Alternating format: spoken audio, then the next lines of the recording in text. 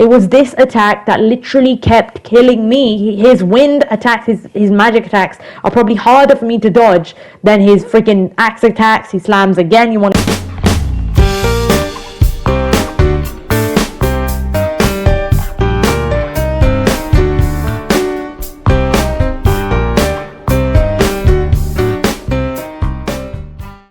Hey there peeps, what is going on? It's Miss C.O.Z here, and we're back with another Elden Ring video. Today I'm going to be beating Godrick the Grafted, to show you how I beat Godrick the Grafted, and what I used to take him down in terms of an analysis of the boss fight, what openings, what moves are best with a melee build too, and my experience with him as a first time Elden Ring player. So, Godrick the Grafted is the boss that you normally face right after you've defeated the Gatekeeper and you've been through Stormvale Castle, right next to the secluded cell, Site of Grace. And you got Godrick the Grafted shortly after that, so I've done a bit of pre-farming. I got the Bloodhound sword, so it was the first time that I was using this weapon after actually taking down the Bloodhound, as I'd been leveling up the strength on that. So Godrick's first phase was relatively easy. It was his second phase that gave me a lot of problems. So the big attack that I baited here was his tornado spinny attack. So as you can see there, the moment he kind of whirlwinds into the sky, you kind of just want to roll behind him. He also has two axe slams.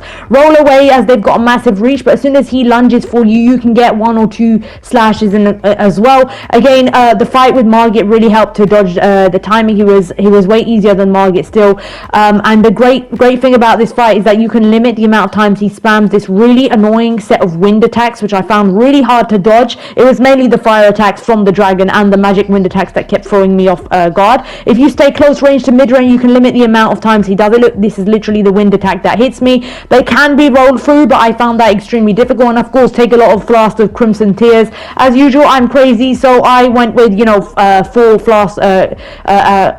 Crimson Tear flasks, and you'll see what a couple of hours of practice of dying a lot to the second phase until I figured it out will look like once you get good and somehow manage to survive in the fight, because his wind attack really took me out. Again, he's going to do that roll. We just roll to the side, very easy to dodge. You know, that's got a lot of ample time to get in a few fast slashes, and if you're quick enough you can charge up like a two-handed heavy attack as well to take down his health bar. I was using a +2 or a +3 Bloodhound sword at the time. I've never really used Bloodhound's finesse. I do not know why. It just doesn't feel intuitive to me, so yeah, I'm just going with one slash, 2 hit slashes, rolling in then the patterns. Then at his second phase he's going to do something absolutely crazy, but as he does transform you can get 2 hits in as well. Back away the moment he takes his arm off. He's going to basically tear his arm off, and there's going to be a dragon that spawns with it itself instead. Now these fire attacks are hard to dodge unless you know the exact timing. The exact timing is the moment he starts sweeping across the area with the dragon breathing the fire, you want to move with it and then roll right to the left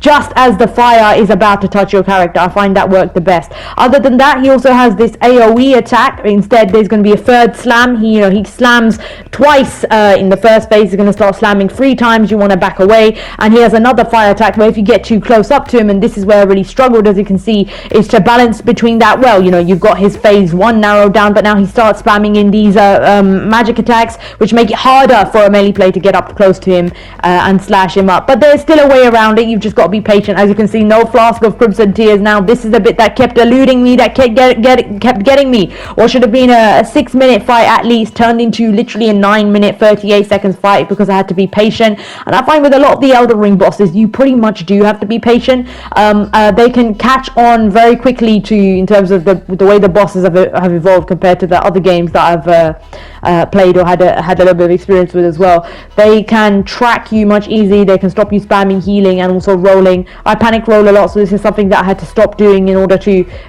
really skill up with the bosses inside here. But yeah, again, 2 slash. So yes, whilst you can be relatively aggressive in the second phase, you will often find yourself backing away a little bit. It's a good idea. So wait for him to do his slam attack, then get in there, hit him once, be very methodical, and then I was just backing away. Again, he does that free slam. You want to get away from there, because if that attack catches you, obviously causes a large amount of damage. And so far we were doing all right once we had clocked the second phase.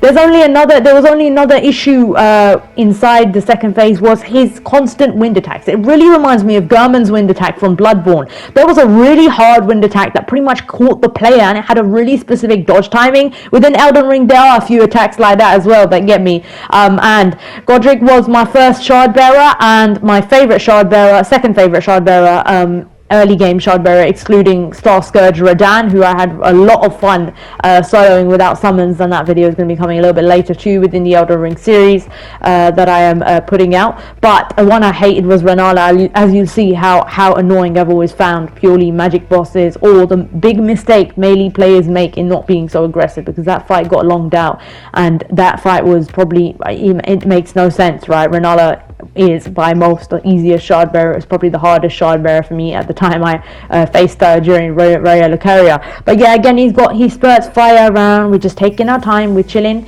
we're waiting for him. He does that the ground fire attack that, as I said, it can be easily dodged if you literally just back away and wait for him to come to you, because at some point he does close the distance, being a sort of a heavy axe wielder and slammer. I mean, there's nothing that he can shoot at you, unlike Margit, who had shooting daggers and was constantly on your ass.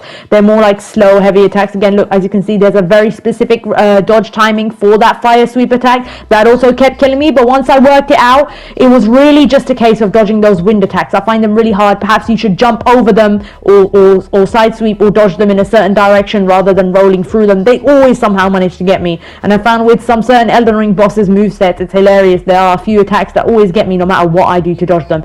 As you can see, again, look at my health. It was this attack that literally kept killing me. His wind attacks, his magic attacks are probably harder for me to dodge than his freaking axe attacks. He slams again, you want to get one hit in, and I was just taking my time. He's going to wind up again. This is the easiest attack you want to bait throughout this strategy. As soon as he slams down, he's just going to add a bit of a fire status effect to it. You just want to get in there and get a hit. Obviously at this point, because he nearly almost got my health down, and look at this is what I'm talking about, how much practice I had got to the point where I somehow managed to survive in the fight. One hit and I would die, but oh my goodness gracious, as you can see, he was waiting around and stuff. He's going to do that crazy vomiting fire attack as well, which is why I'm saying you have to slow the pace in phase 2. You may have to back away when fire goes all over the area. It's deliberately designed this way, just when you think you're getting complacent in the first phase, roll through. There we go, we got another slash in. It was an intense fight, but overall Elden Ring has been a fantastic experience.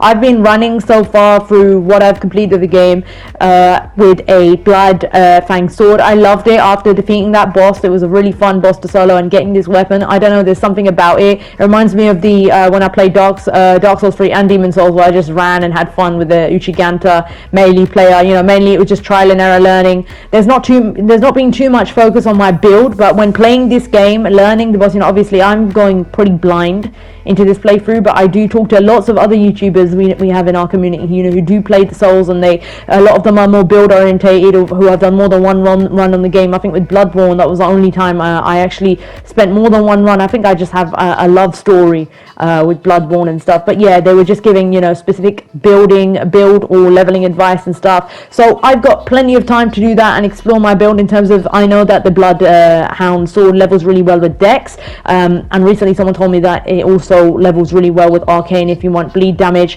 The specifics sometimes fly over my head, but overall that's what I really love about Elden Ring. It's a pretty player customized experience. I have been running into bosses pretty much blind with just 2 swords, a plucky attitude, studying the shit out of the boss patterns and pretty much memorizing them. As a result, it does take longer, as you're not often equipped with the best weapon or build, and also I'm average. I don't have like a crazy level of skill or anything, but I'm still downing them, and it is absolutely phenomenal when you do.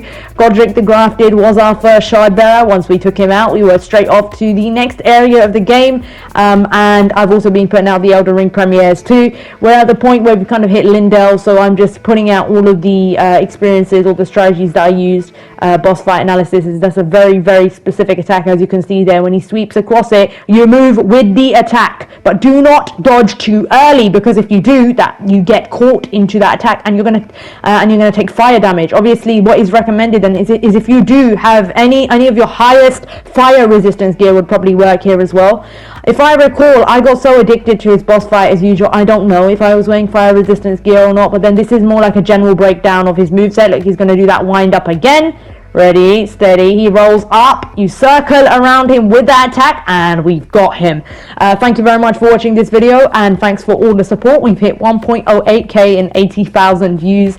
Thank you so much for all the amazing support. I truly appreciate you, and I hope you enjoy the content. Woo! Pray Fallen. Oh wait, that's the wrong game. Please subscribe.